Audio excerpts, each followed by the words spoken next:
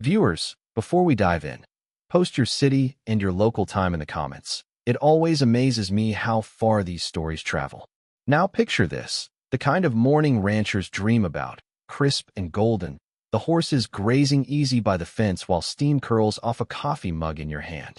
That's when Tom notices movement at the far edge of his land. And it isn't deer or a neighbor, it's three men in matching jackets stitched with HOA patrol, like they were auditioning for a low-budget cop show. One carries a clipboard, one a rope, the third a camera snapping shots like he's on a livestock fashion runway. Tom's gut drops, because these guys aren't sightseeing. They're here to take his animals. He calls out steady but sharp, and the clipboard guy answers like he's reading off a cereal box. Claims there have been complaints. Says they're here to seize the cows and horses for relocation. Seize, that word clangs like metal in Tom's ears. His animals are on private deeded land, miles outside their HOA. Yet here they are acting like it's all theirs. While Rope Guy edges toward Daisy the mare, Karen herself materializes beyond the fence, smug smile, sunglasses, like a villain straight out of Central Casting. Tom yells back, "I'm not in your HOA," but she just smirks, confident the board is her crown. The rope man lunges for Daisy's halter. She rears back, nearly toppling him. Tom bolts from the porch, heart hammering, but freezes when he sees the stun gun on the man's belt. Fear bites harder than the cold air. Just then, the sound of a pump-action shotgun snaps the scene. Everyone freezes. Standing by the barn is Bill, Tom's neighbor, hat brim low, eyes calm, shotgun not pointed at the sky, but leveled steady. "You boys took a wrong turn," he says, voice slow as winter syrup. Karen tries her lawyerly sweet talk, but Bill cuts her down flat. Trespassing here is a felony, livestock theft in broad daylight. Rope Guy loosens Pepper the cow's neck loop, drops the rope in the dirt. Karen hisses, "You'll regret this." But Bill smirks, tells her the sheriff's on the way. That lands like a hammer. Clipboard man mutters. Camera guy pockets his phone, and the crew retreats. Karen lingers a heartbeat longer, eyes locked on Tom, dripping venom with "this isn't over," before following them out. The SUV crunches away, leaving only dust and the sound of Daisy snorting. Tom's shaking, coffee shards still at his porch. Bill lowers the shotgun, calm as always, tells Tom she's trouble. And trouble, historians still argue whether it starts with paperwork or with arrogance, has just planted itself in Tom's pasture. That night Tom can't shake it. The rope on Pepper's neck, the smug tilt of Karen's chin.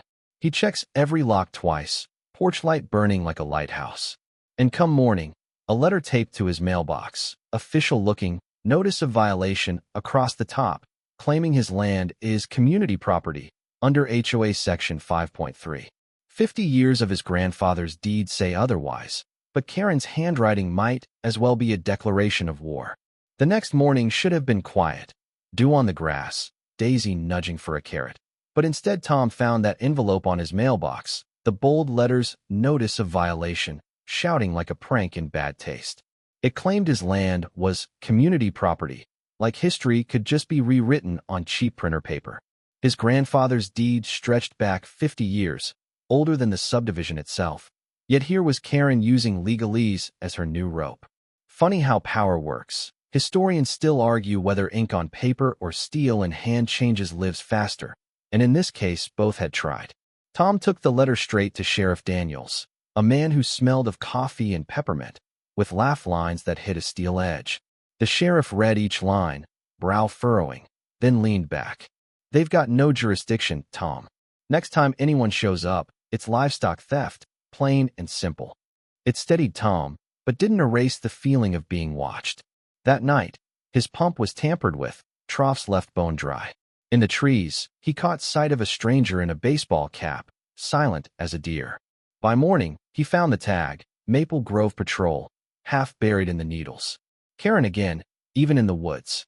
Bill came by with a ham sandwich, listened while Tom laid it out, and they both set to work.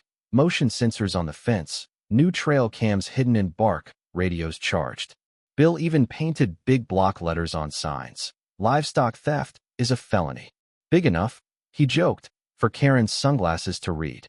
The animals chewed salt, oblivious, but Tom's chest felt tight like a drum before a march. That night, he brewed coffee he didn't want and watched the cameras. A raccoon at 10:30 gave him one laugh, but by midnight engines rolled up the gravel lane. For vehicles, a livestock trailer yawning open like a mouth. At the back gate, bolt cutters snapped the chain, and men whispered about a script to make it look like a rescue. That's when Evan, the man in the cap, stepped from the shadows, voice low, telling Tom to lock the horses fast. 6 or 7 men. Karen sent Burke. He's rough, Evan warned. Trusting him wasn't easy, but Tom chose fast. Together they barred the barn doors, whispered to Daisy and Pepper until their breathing slowed. Outside, the men readied the strap, and inside Tom's flashlight roared to life, beam catching Burke's grin. He claimed it was animal welfare, but Bill's truck's spotlight cut in, harder than any argument. And then, sirens. Red and blue strobed the pasture, deputies flooding the scene. Burke hurled a flare at the hay, fire licking fast, but Bill and Evan doused it before it ate the barn hole. The sheriff arrested Burke and his crew that night, cuffing them under smoke and steam. Karen wasn't there, but her fingerprints were. And when Tom fed Daisy the next morning, a voicemail arrived, her voice calm as glass. "You'll run out of breath before I run out of ways." The words stayed heavy as he drove into town days later, spotting a new notice tacked on the community board. Zoning hearing. Development corridor. The map's shaded lines slashing across his land like a wound. Karen had traded ropes for pens again, and this time the theft wore a tie. 5 days later, the courthouse smelled of burnt coffee and floor wax, and the air buzzed with whispers. Karen stood at the front in her trademark sunglasses, voice smooth as butter on warm bread, talking about community wellness and a scenic corridor. She never said Tom's name, but her map showed exactly where her trail would slice through his pasture like scissors through cloth. When his turn came, Tom spread his grandfather's surveys, letters from neighbors, and then Evan's flash drive, the leaked emails where Karen called it a strategic acquisition. Historians still argue whether empires fall from swords or from receipts, but in that room, the emails were sharper than steel. Sheriff Daniels backed him up, citing trespassing, theft, even arson attempts. The vote came down 3 against, 2 for. Karen lost. Outside, though, she whispered to a broad-shouldered man in a black jacket, "Roar." Evan later explained he was no bureaucrat, but private muscle, the kind hired by developers when paperwork fails. That night, Tom's cameras caught Roar marking chalk lines along the fence, orange flag tape flapping like warnings in the dark. Bill and Tom doubled their defenses. Barbed wire, high beams, radios on Channel 1. But Roar kept testing the perimeter, cool eyes measuring how much push the rancher had left. One storm night, he came with 2 others, bolt cutters snapping, ropes ready. Tom and Bill lit them up with flashlights, shouted warnings, and just as it turned ugly, Karen herself rolled up in an SUV, hair whipping, declaring she'd seize the animals for safety. But the sirens arrived first, Daniel stepping out in the rain, eyes like iron. The crew slunk away, headlights fading. Tom decided enough was enough. He filed a notice with the county recorder, turned his grandfather's deeds into legal steel walls. He called every contractor Karen might use, warning them they'd face felony charges if they touched his ranch. Then he tipped the local paper, who published photos of the burned hay, the cut chain, the sheriff's reports. At a packed HOA meeting, residents turned on Karen, demanding answers. Tom himself stood in the back, telling her flat, "The more you push, the more truth comes out." For the first time, doubt flickered behind her glasses. But she wasn't finished. She showed up at Tom's fence with county animal control officers, claiming welfare violations. Tom held his phone up, recording, insisting on a warrant. Sheriff Daniels arrived in time, sending them packing. Karen's jaw was tight as she muttered, "This isn't the end." That night Tom found a ransom note envelope on his fence. Sell the land or lose everything on it. Days later, headlights rolled up at 3 a.m. Box truck, pickups, men in dark clothing, and Karen herself stepping out calm as ever. But Tom and Bill had been waiting. The hidden electric line snapped to life, Roar cursed, deputies arrived with cuffs, and Daniels read out charges: trespassing, theft, conspiracy. Karen shrieked about community good, but by dawn she was in the back of a cruiser. Bill leaned against his truck, brim low, asking if it was the last of her. Tom shook his head, probably not, but admitted the dark raids were done. Because now every inch of his land was defended, not just by fences, but by law, neighbors, and truth. And as Daisy nudged his shoulder for a carrot, Pepper swishing her tail nearby, Tom whispered, "You're safe," letting the words hang in the morning light. His phone buzzed later. The DA was pressing charges.